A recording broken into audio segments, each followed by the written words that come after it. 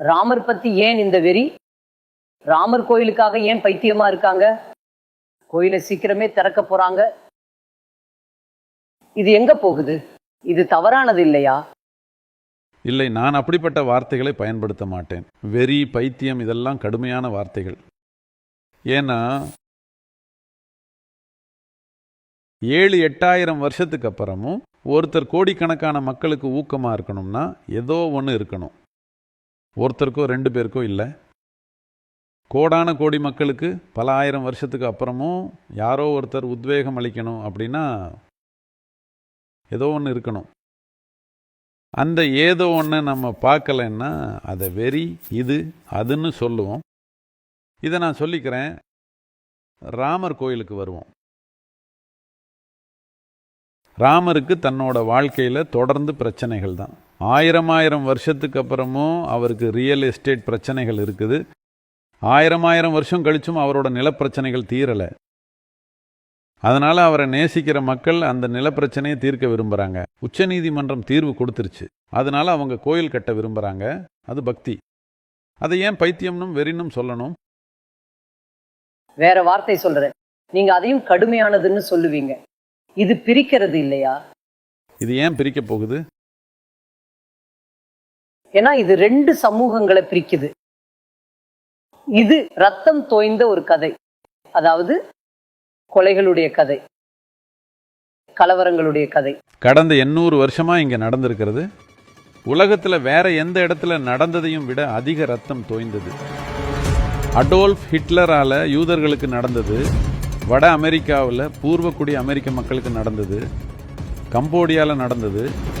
இதெல்லாம் கடந்த 800 ஆண்டுகளாக இந்தியாவில் நடந்ததோடு ஒப்பிட்டா ஒன்றுமே இல்லை. இது ரத்த வெள்ளம் இல்லைன்னு நீங்கள் நினச்சா, இதை செஞ்சவங்க எந்த விதத்திலையும் அதுக்கு வருத்தப்படலை. மக்கள் ஒரு சின்ன நிலத்தை அவங்க வழிபாட்டுக்கு திருப்பி கேட்குறாங்க. அது பிரிக்கிறதா? அது ஏன் பிரிக்க போகுது?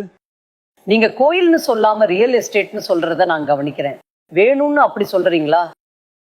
ஆமா, அது ரியல் எஸ்டேட் தான். ஆனால் கோயிலை கட்டுறது பக்தருடைய இதயங்கள்.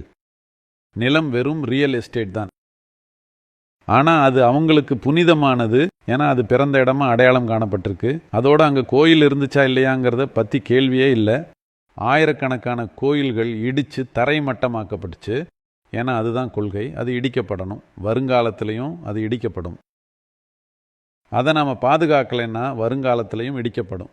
இப்பயும் பாகிஸ்தான், பங்களாதேஷில் இது நடக்குது. இது ஏன் பிரிக்க போகுது? எல்லாரும் அவங்கவங்க நம்புறது எதுவாக இருந்தாலும் அதை வச்சு அவங்கவங்க செய்யறதை செஞ்சுக்க கூடாதா? என்னால் எந்த நம்பிக்கையும் இல்லாமல் வாழ முடியும். ஆனால் மக்களுக்கு ஏதோ ஒரு நம்பிக்கை முறை தேவைப்படலாம். அதனால அவங்களுக்கு நம்பிக்கைகள் இருக்குது. ஆனால் நான் ஏன் என் நம்பிக்கை சரி, உங்கள் நம்பிக்கை தப்புன்னு நினைக்கணும்? நான் நம்பாததை நம்புற ஒரே காரணத்தால் நீங்கள் சாகணும்னு நான் ஏன் நினைக்கணும்? அதுக்கு நீங்கள் எதுவும் செய்யாமல் இந்த வார்த்தைகள் எல்லாத்தையும் சொன்னால் இது என்னது? இது எங்கிருந்து வருது? நீங்க கடந்த காலத்தை பத்தி பேசுனீங்க. நீங்க கடந்த கால போர்களை பத்தி பேசுனீங்க. ஒரு தப்புக்கு இன்னொரு தப்பு செஞ்சா அது சரியாகிடுமா? இதுல 2 தப்பு இல்லை, ஒரு கோரிக்கை தான். இந்த 3 சின்னங்கள் சிவா, ராமா, கிருஷ்ணா இவங்களோட ஆயிரக்கணக்கான கோயில்கள் அழிக்கப்பட்டிருக்கு. யாரும் அதை கேட்கல. ஏன்னா வரலாற்றை சரி செய்யறது முடியாத காரியம். யாரும் அதை சரி செய்ய முடியும்னு நினைக்கவும் இல்லை, அதுக்கு ஆசைப்படவும் இல்லை. இந்த 3 சின்னங்கள் எதெல்லாம் இவங்க அடிப்படையாக இருந்த இடங்களோ அந்த 3 முக்கிய இடங்களை அவங்க கேட்குறாங்க. அதை சண்டை இல்லாமல் கொடுக்க முடியாதா? சண்டை எங்கே இருக்குது? யாரும் சண்டை போடலை. அவங்க கோர்ட்டுக்கு தான் போகிறாங்க. கோர்ட்டில் நடக்கிறது சண்டை இல்லை, சட்டப்பூர்வ செயல்முறை. நீங்கள் ஏன் சட்டப்பூர்வ செயல்முறையை சண்டைன்னு சொல்கிறீங்க? நீங்க உங்க வாழ்க்கையில வழிபாடு செஞ்சதோ கோயிலுக்கு போனதோ இல்லையா? இல்ல போயிருக்கீங்களா? நீங்க போகிறத எப்ப நிறுத்தினீங்க? நீங்க சமய நூல்களை படிச்சதுண்டா? நான் நிச்சயமா சமய நூல்களை படிச்சதில்லை. நான் கோயிலுக்கு போகிற ஆளும் இல்லை. நான் கோயில்களை கட்டியிருக்கேன். அழகான கோயில்கள். நான் ஒரு கோயிலுக்கு போனால் நம்ம கோயில்கள் வழிபாட்டுக்கான தலங்கள் இல்லை. இதை மக்கள் முற்றிலுமாக தவற விட்டுட்டாங்க. வடக்கில் இது சுத்தமாக போச்சுன்னு நினைக்கிறேன். தென்னிந்தியாவில் இந்த குறிப்புகள் இன்னும் இருக்குது. இங்கே கர்நாடகத்திலையும் தமிழ்நாட்டிலையும் என்ன சொல்லுவாங்கன்னா, நீங்கள் கோயிலுக்கு போனால் யாரும் நீங்கள் வழிபாடு செய்யணும், கடவுள்கிட்ட ஏதோ கேட்கணும், இது அதை செய்யணும்னு சொல்லலை. நீங்கள் அங்கே போனால் நீங்கள் அமைதியாக ஒரு இடத்துல உட்காரணும். ஏன்னா பல்வேறு விதமான சக்திகள் இருக்குது, பிரதிஷ்டைகள் பல விதமாக இருக்குது. ஒவ்வொரு தெய்வமும் உங்கள் வாழ்க்கையில் சில பரிமாணங்களை திறக்க ஒரு குறிப்பிட்ட விதமாக பிரதிஷ்டை செய்யப்பட்டிருக்கு. உட்கார்ந்து அதை உள்வாங்கிக்கணும். வடக்கில் கூட அவங்க உங்களை தரிசனம் செய்யணும்னு சொன்னாங்க, கோரிக்கை வைக்க சொல்லலை இல்லையா?